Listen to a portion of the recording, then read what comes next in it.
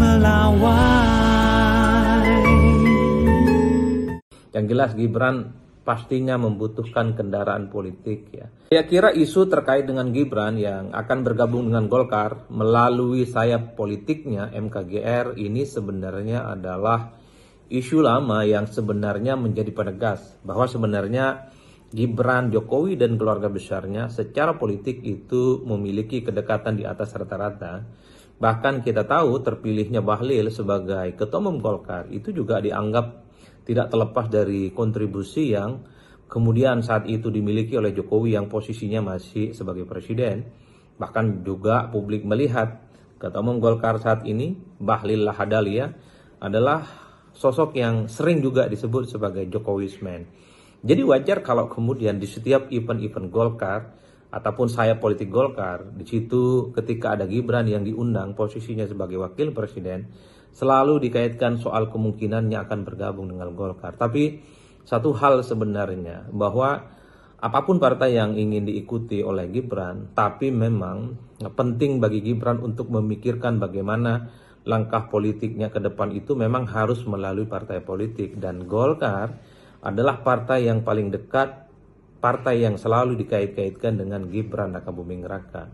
Apa faedah politiknya bagi Gibran jika bergabung dengan Golkar? Satu, tentu Gibran itu butuh backup politik dari serangan-serangan yang saya kira seringkali muncul ke Gibran ya.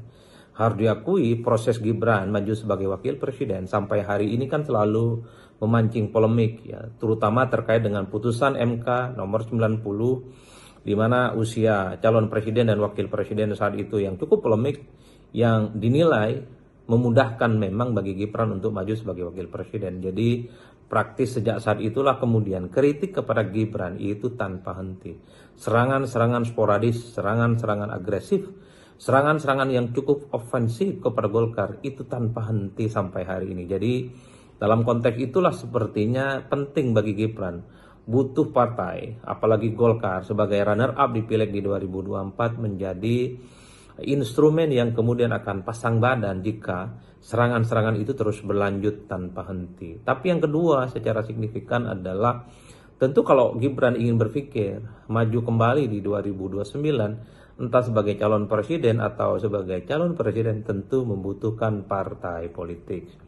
Nah, Golkar bagi saya adalah partai yang cocok apple to apple bagi Golkar, bagi Gibran maksud saya, untuk menjadi bagian di dalamnya. Nah, sekarang problemnya adalah apakah Golkar mau menerima Gibran sebagai kader mereka, dan Gibran dianggap sebagai insentif dan menjadi figur kunci yang akan mereka harapkan, mereka perjuangkan untuk di 5 tahun yang akan datang. Mengingat kita tahu di Golkar itu begitu banyak kader-kader senior, kader-kader berpengalaman yang saya kira kontribusinya membangun Golkar juga cukup luar biasa.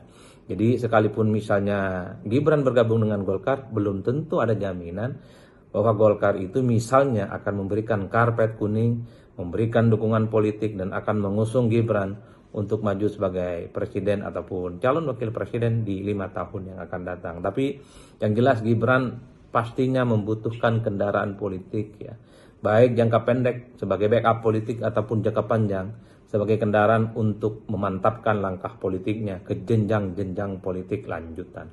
Saya kira di situ.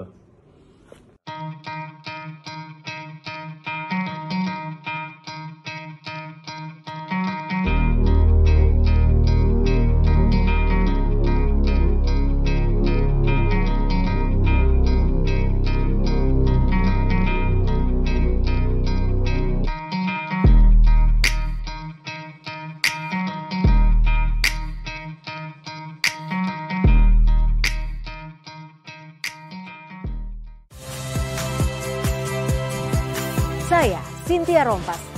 Saksikan program-program Kompas TV melalui siaran digital, pay TV, dan media streaming lainnya. Kompas TV, independen, terpercaya.